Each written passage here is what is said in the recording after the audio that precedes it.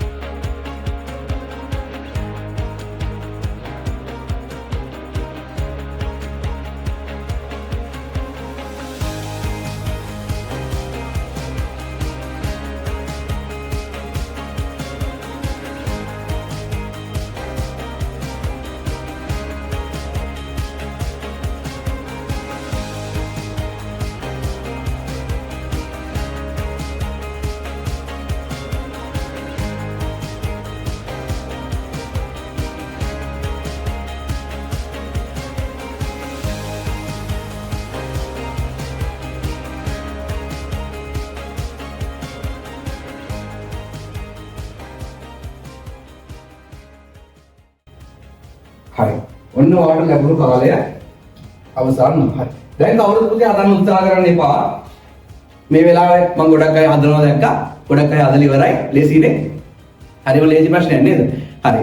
සමහර අයට මේක හදා ගන්න බැරි වුණා නම් දැන් කවුරුත් හදන්න යන්න එපා. මොකද දැන් ඔයා හදා ඉඩියොත් වෙන්නේ මං කියා දෙන වෙලාවේදී අහගත්තේ නැත්නම් ආයි මේ වගේ ප්‍රශ්නයක් ආවත් ඔයාලට පිළිතුරු ලියන්න බැරි වෙනවා. හැබැයි දැන් බැරි වුණේ කියන දුක් වෙන්න එපා. දැන් මං කියා දෙන එක හොඳට අහලා හොඳට ඔළුවට දාගන්න මම ඔයාලට තේරෙන විදිහට කියලා දෙන්නම්. හරිම ලේසි. පුතේ අපි ප්‍රශ්නයකට යනකොට ගණිතයේ මේ ඕනම දෙයක ප්‍රශ්නයක් පිළිතුරු ලියන්න යනකොට ටග්ගාල ගත්ත ගමන් පිළිතුරු ලියන්න කලින් මුලින්ම ඔයා හොඳටම කරන්න ඕනේ දේ තමයි ප්‍රශ්නේ හොඳට කියවන්න. මොකද්ද කරන්න ඕනේ? ප්‍රශ්නේ හොඳට කියවන්න. ගොඩක් ප්‍රශ්න වලට පිළිතුරු වරද්දගන්නේ ප්‍රශ්නෙට උත්තරේ දන්නේ නැති හින්දාවත් උත්තරේ හදාගන්න බැරි හින්දාවත් නෙවෙයි ප්‍රශ්නේ හරියට කියවන්න නැති හින්දා. ඒ නිසා ඔයා පළවෙනියටම කරන්න ඕන දේ තමයි ප්‍රශ්නේ හරියට කියවන්න. අපි කියමු. බලන්නකෝ. රුපියල් 500ක් කඩේට ලබා දුන් විට මාහට කියන්නේ මම තමයි දීලා දෙන්නේ. මම ඔන්න රුපියල් 500ක් කඩේට ලබා දීලා. හරිද? ලබා දුන් විට මාහට රුපියල් 33ක් ඉතිරි ලැබුණේ නම් මට මම මේ 500ක් කඩේට දුන්නාට පස්සේ මට මුදලාලි රුපියල් 33ක් ආයෙ දුන්නා. ඉතුරු ලැබුණා කියන්නේ ආයෙ මට දුන්නා. දුන්නේ නම් මාමිලදීගත් භාණ්ඩ වල වටිනාකම. අපි පුතේ කඩේකට සල්ලි දෙන්නේ නිකන්ද නෑ. අපි ගිහිල්ලා මොනවා හරි බඩු ටිකක් අරගෙන මුදලාලි කියලා මෙන්න මෙච්චරයි ගාණ කියලා අපි එතකොට සල්ලි දෙනවා. හැබැයි සමහර වෙලාවට අපි ගාව මාරු සල්ලි තිබුණොත් මුදලාලි කියන ගාණ අපිට දෙන්න පුළුවන්. හැබැයි අපි ගාව මාරු සල්ලි නැති වුණොත් ඒ කියන්නේ කියන ගාණම නැති වෙලා ඊට වඩා වැඩිපුර නෝට්ටුවක් නම් අපි ගාව තියෙන නෝට්ටු එකක් හෝ දෙකක් නම් තියෙන්නේ. නැත්නම් කීපයක් නම් තියෙන්නේ. අපි ඕක මුදලාලිට දුන්නාට පස්සේ මුදලාලි එකකින් ඉතුරු සල්ලි අපිට ආයෙ දෙනවනේ. එතකොට මම දැන් යම්කිසි භාණ්ඩයක් අරගෙන තියනවා මේ කඩෙන් මම මුදලාලිට 500ක් දුන්නාට පස්සේ මුදලාලි මට ආපහු 33ක් දීලා තියෙනවා. මෙතනදී පැහැදිලිව තේරුම් ගන්න 500ක් මම දුන්නාම මට ආයෙ 33ක් හම්බ වෙනවා කියලා කියන්නෙම මම අරන් තියෙන්නේ මොකද්ද? රුපියල් 500ට වඩා අඩු භාණ්ඩයක් නේ. මම 500ක් දුන්නාට පස්සේ මුදලාලි ආයෙ වඩා 33ක් විතර දුන්නා නම් රුපියල් 500ට වඩා අඩු භාණ්ඩයක් තමයි අරන් තියෙන්නේ. එහෙනම් මම භාණ්ඩ හෝ එක භාණ්ඩයක් හෝ භාණ්ඩ ගොඩක් වෙන්න පුළුවන්. එතකොට මම මේ ගත්ත භාණ්ඩ වල වටිනාකම හොයන්නේ කොහොමද පුතේ? හරි ලේසි හොයන්න. මම මුදලාලිට දුන්නේ 500යි. මුදලාලි මට ආයෙ 33ක් දුන්නා කියලා කියන්නේ මම ගත්ත භාණ්ඩ වල වටිනාකම හොයන්න මම දුන්න 500න් මුදලාලි මට දුන්න 33 අඩු කරා නම් මං ඇත්තටම මුදලාලිට ගෙවන්න ඕන ගාණ. එහෙම නැත්නම් මං ගත්ත භාණ්ඩ වල මුදල හොයා ගන්න පුළුවන්. එහෙනම් අපි මේක මම වගන්ති ලියන්න කියලා වනේ. නමුත් වගන්ති ලියුවම ගණන් හදන්න ලේසියිනේ නේ. මම මේක හදන්න දැන් ඕන ආය හදන්න යන්න එපා. මම හදන්න වෙලාවක් දෙනවා. දැන් තේරුණා වගේ හදන්න යන්න එපා. හරි?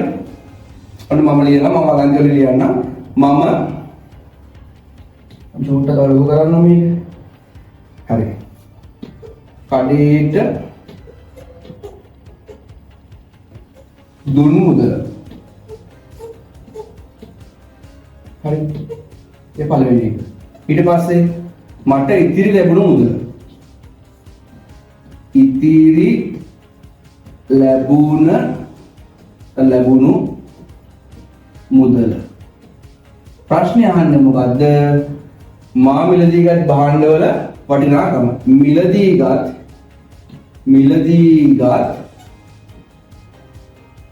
භාණ්ඩවල වටිනාකම.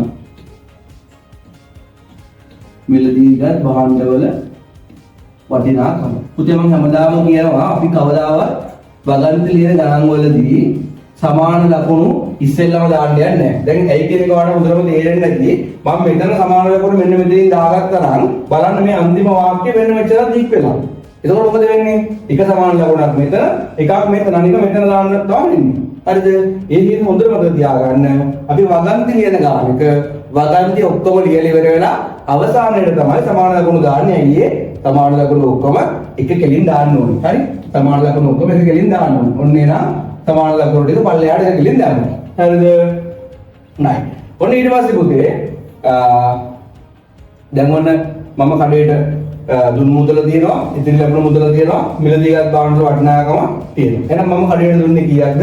රුපියල් 500ක්. අපි රුපියල් කියන උඩින් ලියා ගමුකෝ. එතකොට හැම එකේම ලියන්න ඕනේ නැහැ. හරි? රුපියල් 500ක් තමයි මම දුන්නේ. මට ඉතුරු දුන්නේ කීයක්ද?